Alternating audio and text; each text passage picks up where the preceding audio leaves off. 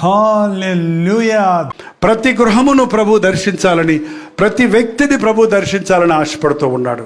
దేవునితో ముఖాముఖమైన అనుభవం కలిగి ఉండాలంటే మీరు మోకరించి ప్రార్థించి విశ్వాసంతో మీ హృదయాన్ని దేవుని ముందు కుమ్మరించండి. దేవుడు దర్శనాల ద్వారా మాట్లాడతాడు, స్వరము ద్వారా మాట్లాడతాడు, బైబిల్లో ఉన్న వాక్యం ద్వారా మాట్లాడతారు, మీరు నిద్రపోతున్నప్పుడు కళ ద్వారా మాట్లాడతాడు. ఏ విధంగా మాట్లాడినా అది దేవుని స్వరము, దేవుడు నన్ను దర్శించాడనే అనుభవము నీవు పొందినట్లుగా దేవుడు చేస్తాడండి. నాకు తెలిసి ఏ విధంగా దేవుడు మాట్లాడినా అది లేఖనాలతో కన్ఫామ్ అవ్వాలి, వాక్యముతో నిరూపించబడాలి. నీ కళలు తప్పవచ్చు, నీ ఊహలు తప్పవచ్చు.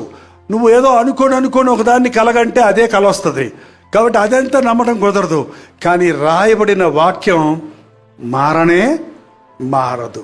వాక్యం ద్వారా మరి స్పష్టంగా దేవుడు మాట్లాడతాడు. చాలాసార్లు నీ కల కానీ, నీ దర్శనం కానీ, నీ విన్న స్వరమును కానీ 2 సార్లు రెండవసారి దేవుడు కన్ఫర్మ్ చేస్తాడు. ఆ అనుభవం లేకపోతే ఈరోజు దేవుడితో పెనుగలాడండి. యాకోబు అబ్రహాం మనవడనే బిరుదుంది. ఆటోమేటిక్గా ఆశీర్వదించబడ్డ కుటుంబం, నామకార్థ క్రైస్తవుడు అన్నమాట. కానీ ఒక రోజు వచ్చింది తన జీవితంలో, ఇదంతా నిజమైన ఆశీర్వాదాలు కాదు, ఆస్తులు పాస్తులు భార్య బిడ్డలు. ఒంటరిగా వెళ్ళిపోయి దేవుని సందులో పెరుగులాడాడు. నీవు నన్ను ఆశీర్దిస్తేనే కానీ నేను నిన్ను విడిచిపెట్టను. ఆ రాత్రి మోసగాడు రాజకుమారుడిగా మార్చబడ్డాడు. యూదా జాతికి యేసుక్రీస్తు రాకకు కారణమయ్యాడు. ఈ రోజున ఇక్కడ ఉన్న వారందరినీ ప్రభు దర్శించును గాక. 1977 సంవత్సరం ఫిబ్రవరి 15వ తారీఖు నా జీవితంలో మరపురాని రోజు. అది నా బ్రతుకును మార్చిన రోజు. ఒంటరిగానే ప్రార్థన చేస్తున్నప్పుడు ఒక చర్చి మూలలో నుండి వెలుగులో ప్రభువుని చూశాను. ప్రభు ముఖం ఎలా ఉందని అడిగారు నన్ను. ఆ లైటు చూడగలరా మీరు నేరుగా? ఆఫ్టర్ ఆల్ లైట్ చూస్తేనే కళ్ళు పోతాయి, నేరుగా చూడలేము వాటిని. ఆ ప్రకాశంలో ముఖం రూపురేఖలు నాకు కనపడలేదు, కానీ నా మనోనేత్రాలు తెరవబడ్డాయండి. నా పాపాలు నాకు కనబడ్డాయి. ఆ రాత్రి నేను మోకాళ్ళ మీద పడిన పాపాలు ఒప్పుకున్నా. అంత లోతైన అనుభవం కాబట్టే 51 సంవత్సరాలైనా కూడా ప్రభు మీద ఉన్న ప్రేమ, ప్రభు కొరకు బ్రతకాలనే ఆశ, ప్రభు యొక్క కృప కొనసాగించగలుగుతున్నాను. 3 నెలలు మారి వెనకబడిపోయారు, జారిపోయారు, బ్యాక్ స్లైడ్ అయ్యారు. ముందు బాగుండేవారు, ఇప్పుడు ప్రార్థన చేయటం లేదు, ఇప్పుడు చర్చికి వెళ్ళటం లేదు, ఇప్పుడు సేవ చేయటం లేదు అనే వాళ్ళు చాలామంది వింటున్నాం. మన మారు మనసు ఎంత లోతుగా ఉంటే మన భక్తి జీవితం అంత స్థిరంగా ఉంటుంది. ఆ రోజు పరిచయులు శాస్త్రుల్లాగా వాక్యాలు వల్లిస్తారు, వాళ్ళు దోమను వడగొడతారంట, ఒంటెను మింగేస్తారంట. చిన్న విషయాల్లో శాతస్థం చేస్తారు, అసలైన విషయాలు వదిలేస్తారు. సూపులో సోపు గింజల్లో దశభాగం ఇస్తారంట, ఆ ముఖ్యమైన విషయాల్లో ఎగ్గొట్టేస్తారంట. అంటే భక్తి శక్తినివ్వని భక్తి ఆచార భక్తిగా ఉంది.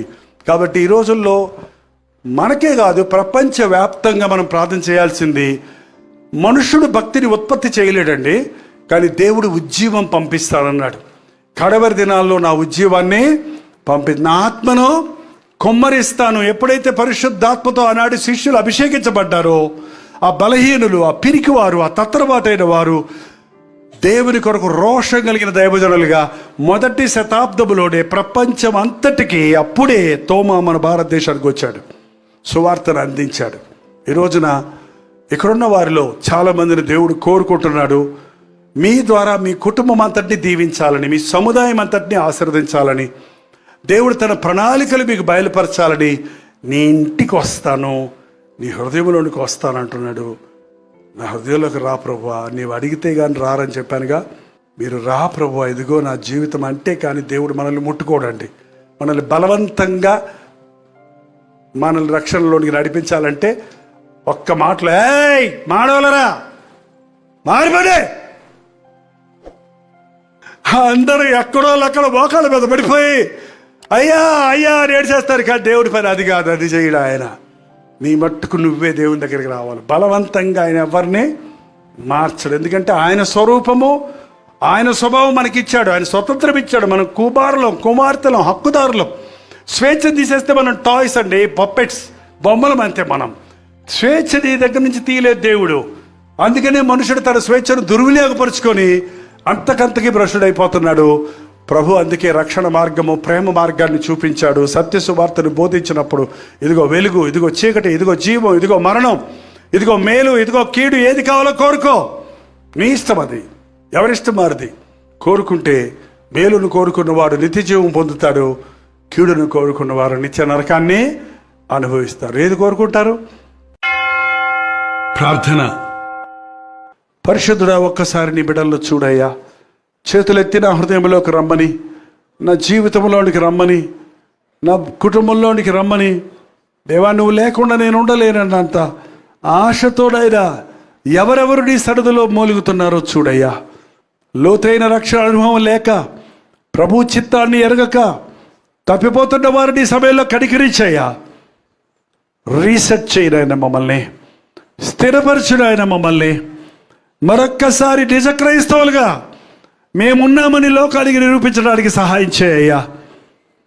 పేరుకు క్రైస్తవులుగా ఉండి నీ నామానికి దుఃఖం తీసుకొచ్చిన బ్రతుకు చాలయ్యా. క్రైస్తవుడు అంటే ఇలా ఉండాలి, ఇలా పరిశుద్ధుడిగా ఉండాలి, ఇలాంటి ప్రార్థనాపరుడిగా ఉండాలి, ఇలాంటి నీతి కలిగిన వాడిగా ఉండాలి, ఇలాంటి నియమాలను పాటించేవాడిగా ఉండాలన్నది మా జీవితాల్లో బ్రతికి చూపించినట్లు శక్తి కలిగిన దేవుడు మాకు ఉన్నాడని, అద్భుతాలు చేసే యేసయ్యని మా బ్రతుకుల ద్వారా సాక్ష్యమిచ్చటకు సహాయం చేయబో. చెడిపోయిన హృదయాలను బాగు చేసే ప్రభువా, మా హృదయాలు మీకు తెరిచిపెట్టామయ్యా. నీ రక్తములో కడుగు నాయన, హిమము కంటే తెల్లగా చేస్తానన్నావు. శుద్ధ హృదయాలను మాకు దయచేయము. నువ్వు మాతో ఉన్నావనే ధైర్యం, మాతో మాట మా గృహాలకు వచ్చావనే విశ్వాసం, మా జీవితంలో విడువని ఎడబాయన దేవుడిగా నిరంతరము మన నీ రాజ్యము చేరే వరకు నడిపిస్తావన్న ధైర్యం ఒక్కొక్కరికి దయచేయ్యా.